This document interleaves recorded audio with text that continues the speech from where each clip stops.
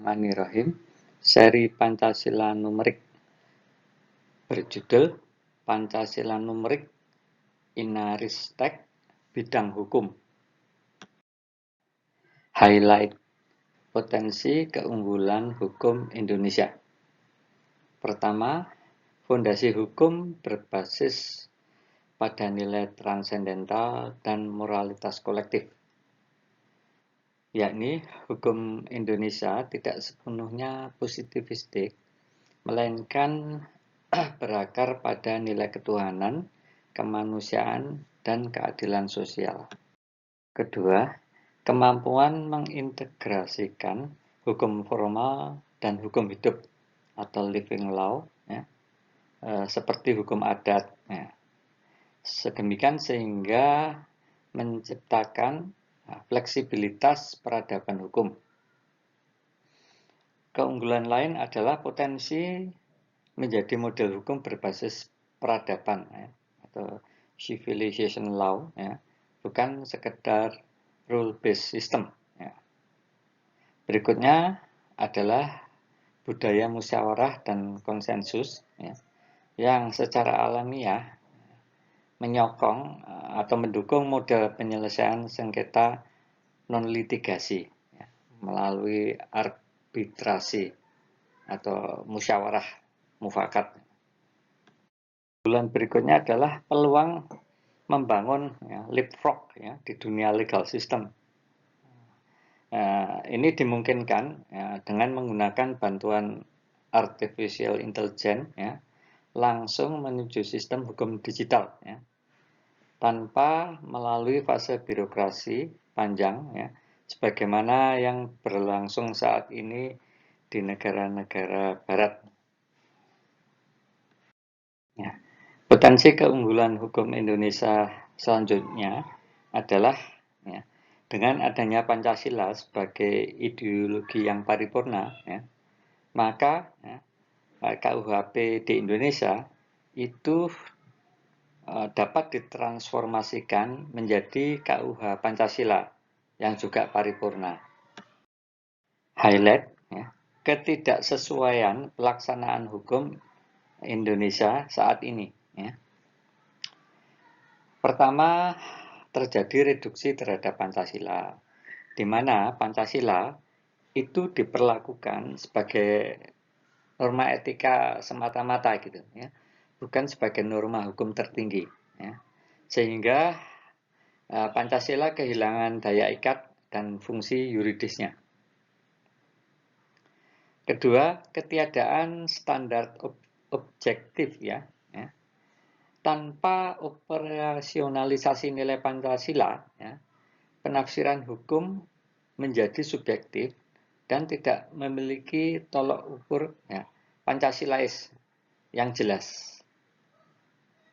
Berikutnya adalah terjadinya amandemen Undang-Undang Dasar 1945 yang justru melemahkan koherensi sistem hukum di Indonesia karena tidak sepenuhnya berlandaskan Pancasila. Ketidaksesuaian berikutnya adalah kepatuhan hukum masih sering pada umumnya berbasis pada fear-based compliance, bukan value-based compliance. Nah, berikutnya adalah penegak hukum dan penegakan hukum yang rancu saling tumpang tindih dan penafsiran model pasal karet gitu hingga sampai terjadinya industrialisasi hukum atau komersialisasi hukum. Berikutnya adalah ketidaksesuaian pelaksanaan hukum Indonesia di mana yang dikorbankan adalah masyarakat lemah atau masyarakat kecil yang jumlahnya itu mayoritas gitu. Hal ini tentu saja menciderai Indonesia sebagai negara hukum yang artinya juga mengingkari konstitusi gitu. Selanjutnya sistem prosedural peradilan yang mahal gitu. Dengan tidak adanya standar biaya ungkapan seperti mau mengurus kambing yang hilang, ya, bakal kehilangan sapi gitu, untuk mengilustrasikan hal tersebut ya. Sedemikian sehingga masyarakat cenderung atau didorong untuk main hakim sendiri. Historisitas hukum di Indonesia berakar pada pluralitas sistem hukum yang telah hidup ya jauh sebelum terbentuknya NKRI, ya, yakni berupa hukum adat ya, sebagai ekspresi kesadaran normatif masyarakat. Ya. Juga hukum agama sebagai manifestasi nilai transendental, ya, serta hukum kolonial ya, yang diperkenalkan oleh penjajah Belanda. Nah, pada masa kolonial, ya, hukum itu difungsikan terutama sebagai instrumen administrasi dan kontrol kekuasaan.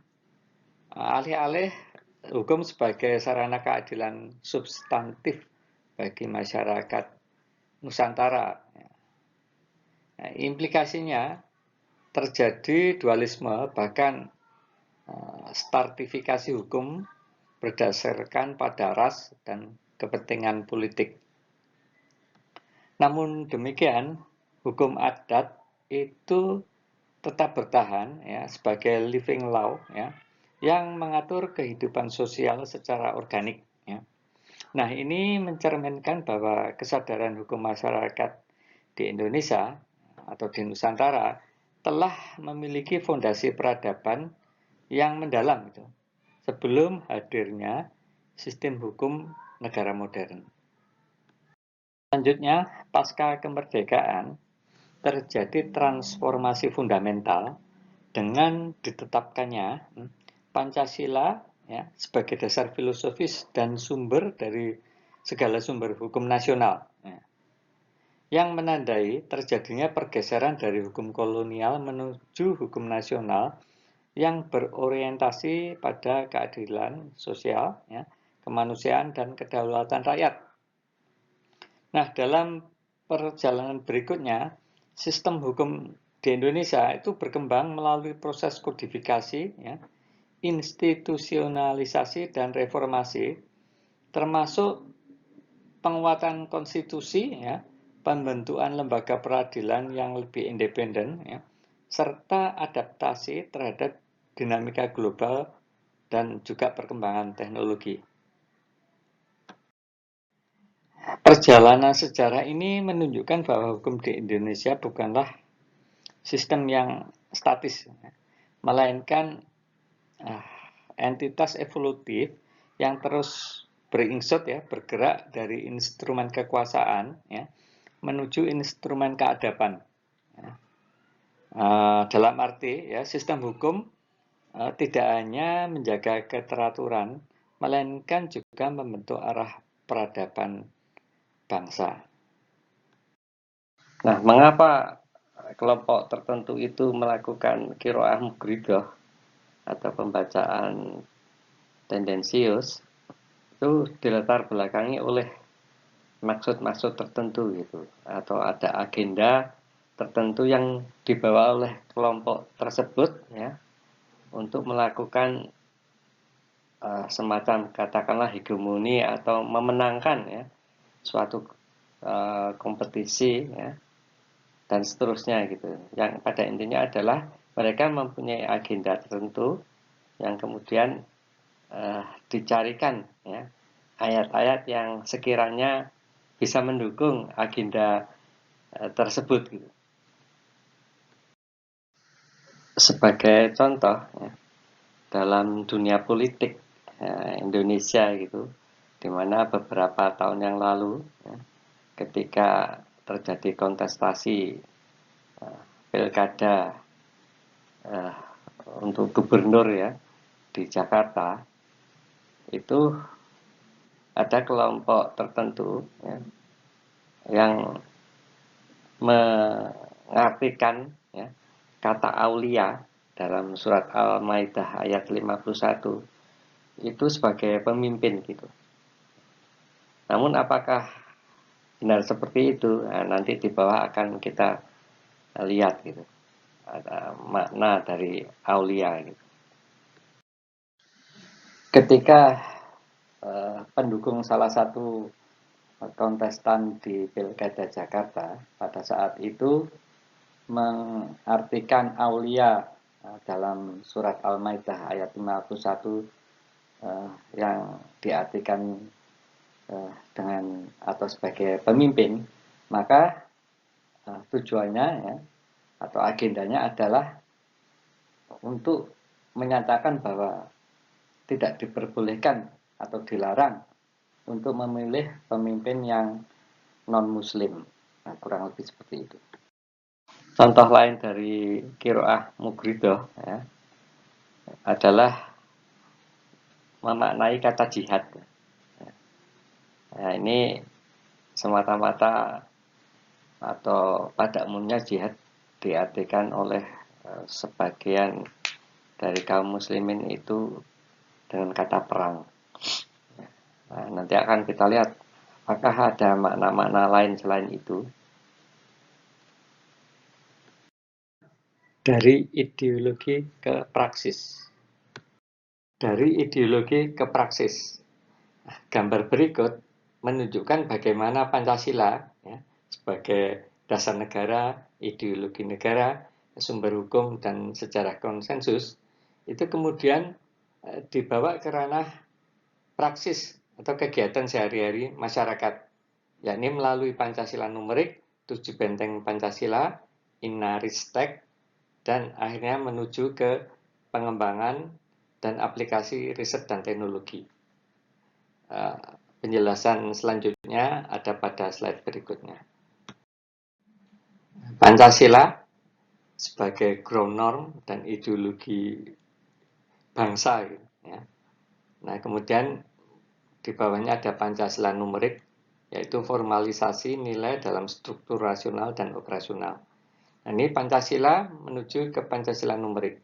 Ya, Pancasila sebagai ideologi normatif ditransformasikan menjadi Pancasila numerik, ya, yakni pembacaan sistematis dan rasional atau terjemahan dan tafsir secara sistematis dan rasional terhadap sila-sila Pancasila, ya, melalui urutan logis hierarkis, ya, hierarki nilai, ya, dan relasi fungsional.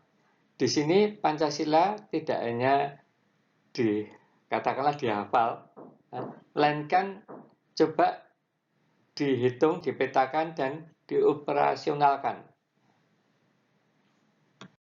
Selanjutnya dari Pancasila numerik, ya, kemudian menuju kepada 7 benteng Pancasila, ya, sebagai sistem ketahanan ideologi, ya, ekonomi, sosial, dan struktural. Nah, Pancasila numerik itu kemudian melahirkan 7 benteng Pancasila, ya, sebagai arsitektur pertahanan nilai bangsa, ya, yakni benteng ideologis, ya, konstitusional, moral, sosial, ekonomi, kultural, ya, dan juga teknologi yang menjaga agar Pancasila, ya, dan bangsa Indonesia itu senantiasa tetap hidup, adaptif, dan tahan terhadap distorsi zaman. Mengenai apa itu 7 benteng Pancasila, itu dapat dilihat pada tayangan YouTube sebelumnya, ya, seri Pancasila numerik yang bertemakan 7 benteng Pancasila. Berikutnya adalah dari 7 benteng Pancasila menuju Inaristek, ya, sebagai ekosistem nasional riset, sains, dan teknologi berbasis Pancasila. Nah, dari sistem ketahanan nilai pada 7 benteng Pancasila, selanjutnya diantaranya adalah lahir kebutuhan institusional, ya, yakni Inaristek sebagai simpul nasional riset dan teknologi. Ya. Pada tahap ini, Pancasila menjadi kompas epistemologis dan etis bagi arah riset, inovasi, dan rekayasa nasional. Nah, kemudian dari Inaristek menuju ke pengembangan dan aplikasi riset dan teknologi. Inaristek berfungsi sebagai mesin penggerak ya, hasil berbagai riset dan pengembangan gitu, penelitian dan pengembangan yang kemudian dihilirkan gitu, dan diadaptasikan menjadi teknologi yang sifatnya tepat guna, ya, juga industri nasional, swasembada, dan dalam rangka kesejahteraan rakyat. Ya. Nah, inilah Pancasila yang teroperasikan secara nyata atau real dalam praksis. Permasalahan produksi rakyat dan pemecahannya, ya, bidang hukum. Ya. Ini ada kolom, ya, ada fakta, solusi, jenis industri, dan jenis fasilitas. Nah, memang tayangan ini mengacu utamanya pada ini ya. Penjelasan sebelumnya itu untuk melihat secara lebih luas ya kondisi hukum di Indonesia. Nah, sekarang masuk pada permasalahan produksi rakyat dan pemecahannya bidang hukum. Ya. Kita lihat fakta. Ya. Satu, sebagian besar masyarakat produktif di Indonesia adalah masyarakat pedesaan yang terbelakang ya dalam aspek kesadaran dan pengamanan secara hukum ya, sehingga mudah dirugikan oleh pihak lain.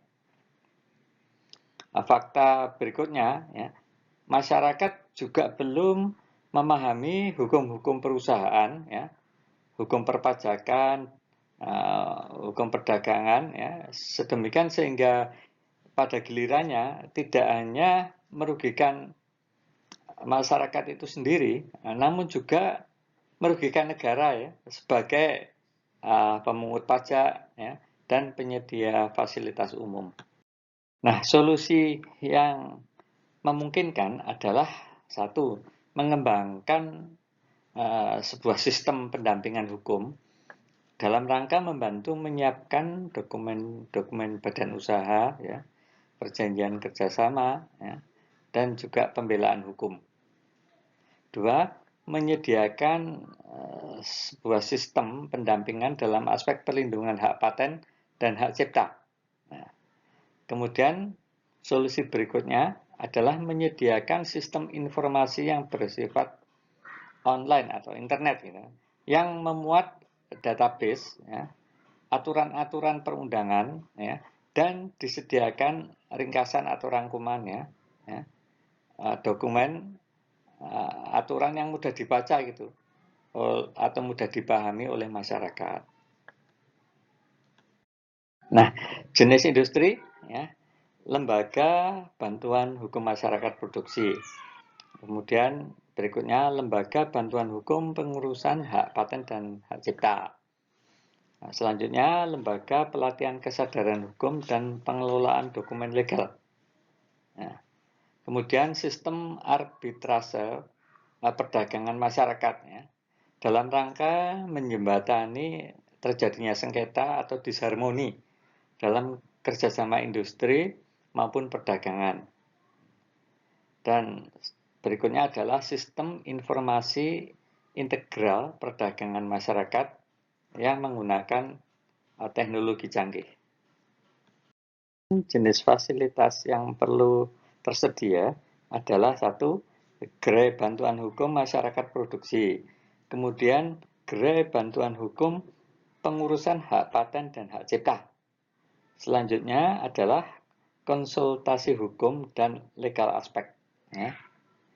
Nah, kemudian juga disediakan gerai arbitrase ya, perdagangan masyarakat.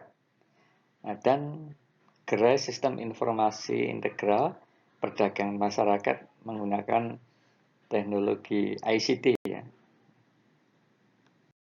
Solusi berupa tersedianya lembaga bantuan hukum ya, sistem perlindungan hak kekayaan intelektual dan sistem informasi hukum digital itu mencerminkan upaya transformasi Indonesia ya, hukum transformasi hukum Indonesia menuju sistem hukum yang inklusif dan memberdayakan. Nah, melalui pendekatan Pancasila numerik, hukum memperoleh legitimasi moral karena berakar pada nilai keadilan sosial. Nah, kemudian melalui Inaristek, hukum memperoleh efektivitas operasional karena didukung oleh integrasi teknologi dan kelembagaan. Sebagaimana tergambar dalam penjelasan pada tabel di atas, ya, di mana rendahnya kesadaran hukum di kalangan masyarakat produksi di Indonesia, ya, itu khususnya di wilayah pedesaan, menyebabkan kerentanan terhadap kerugian ekonomi, ya, juga berefek pada lemahnya perlindungan usaha serta terbatasnya kemampuan dalam mengakses sistem hukum formal. Nah, kondisi seperti ini menunjukkan bahwa hukum belum sepenuhnya hadir sebagai instrumen pemberdayaan. Kemudian dalam rangka perspektif Pancasila numerik, hukum itu perlu ya, atau bahkan harus dipahami sebagai sistem yang tidak hanya mengatur, melainkan juga membangun keadilan substantifnya melalui integrasi nilai, struktur, dan kesadaran. Nah, di sisi lain, Inaristek menyediakan kerangka operasional berbasis teknologi, ya, dalam rangka meluaskan akses masyarakat atas informasi hukum, ya, pelindungan hak, dan juga pendampingan legal. Demikian juga hadirnya PRSB atau Permodalan Rakyat Semesta Bangsaku, ya secara nyata akan menyokong permodalan para pelaku industri kecil menengah, ya, atau UMKM, ya, itu bersama-sama dengan Pancasila numerik dan Inaristek, ya, PRSB ini menjadikan terbentuknya ekosistem hukum yang tidak hanya melindungi masyarakat kecil atau masyarakat bawah, melainkan juga memperkuat kemandirian dan martabat masyarakat produksi nasional secara keseluruhan. Resume, permasalahan utama produksi rakyat di bidang hukum itu bersumber dari rendahnya literasi hukum dan minimnya perlindungan hukum atau perlindungan legal, ya, yang ini menyebabkan masyarakat produktif, ya, terutama di pedesaan dan juga di tempat lain secara umum, itu rentan terhadap terjadinya kerugian usaha, ya, kemudian juga konflik perjanjian, ya, serta kemungkinan kehilangan hak ekonomi dan kekayaan intelektual. Ya. Nah, kondisi seperti ini tidak hanya melemahkan posisi masyarakat dalam aktivitas ekonomi, ya, melainkan juga menghambat optimalisasi kontribusi mereka terhadap sistem produksi nasional dan penerimaan pajak negara. Nah, pemecahan strategis dari hal di atas terletak pada pembangunan ekosistem pendampingan hukum yang terstruktur, ya, melalui lembaga bantuan hukum produksi, ya, sistem perlindungan hak paten dan legalitas usaha, ya, juga mekanisme arbitrase perdagangan, ya, serta platform informasi hukum berbasis teknologi canggih.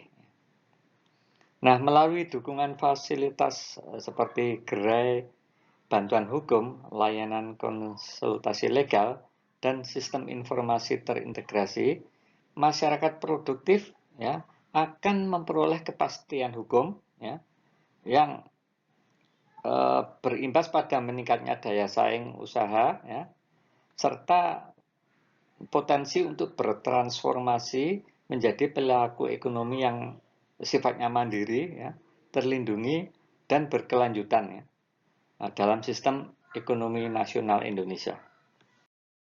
Alhamdulillah, wallahu alam bisawab. Terima kasih atas perhatian Anda.